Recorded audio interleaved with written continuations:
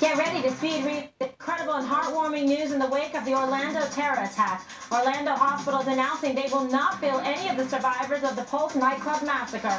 Instead, the hospitals will write off an estimated $5.5 million. Orlando Health CEO saying he wanted to pay kindness forward. 49 innocent people were murdered and 53 people injured during the June attack.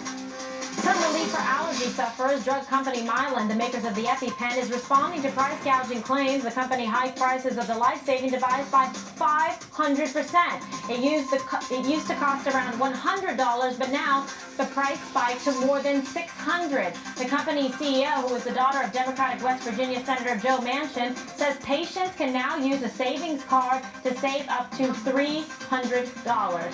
And happy 100th birthday to the American National Park System. The National Park Service oversees 409 sites, 23 trails, and 60 wild and scenic rivers. Last year, the nation's parks had 307 million visitors. That is nearly the entire U.S. population. And from superhero to supervillain, Batman caught stealing beer in Western New York. Surveillance video capturing the Dark Knight taking two 18-packs of Budweiser. Should have picked Bud Light. Police were searching for the masked man, and police say they now know who it is. And no, it's not Bruce Wayne. But the convenience store owners say they do not want to press charges. And that's tonight's Speed Read. And breaking right now, the enormous death toll in the massive Italian earthquake has risen to at least 250 people. And sadly, as rescuers continue to dig through rubble, that death toll is expected to keep going up. Fox News foreign correspondent John Hutton, Amatrice, Italy. John, thanks for joining us tonight. What a horrifying story. I remember when it first broke, and the numbers keep rising. Yeah, that's right. And actually, Kimberly, I'm going to step out of the way right now because we are at one of the search sites. There's a sniffer dog, as they call it, which is going into the scene. You can see they're on top of the rubble and debris there.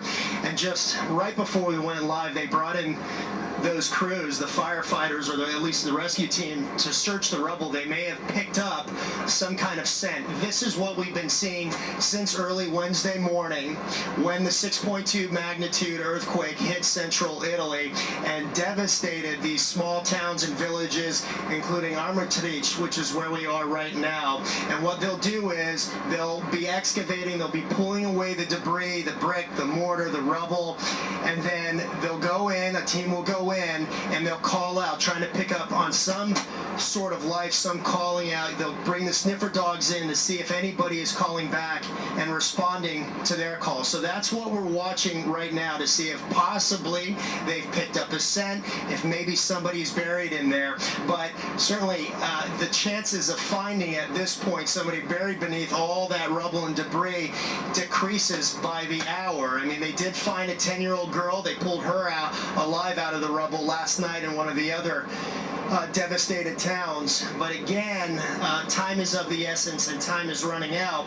That said, though, officials are quick to point out that back in 2009, after another devastating earthquake here in central Italy, they did find a man after 72 hours being buried. And certainly as journalists, we've covered stories where people have been buried and pulled out alive after about 5 days. So hope definitely remains, but the and hampered by a couple things. One in particular, the constant aftershocks. There have been several more tremors today. There was a 4.3 magnitude tremor earlier this afternoon, and then several right here on the ground going into the evening and overnight hours were early Friday morning. So now we're beginning the third day of the search effort. And again, as you can see, Kimberly, it continues. Back to you. Unbelievable. Such an incredible story. And then God bless the people who are searching, those families who have lost lives, and we'll pray for that 10-year-old little girl tonight. John, thank you so much. And coming up, more Off the Record straight ahead.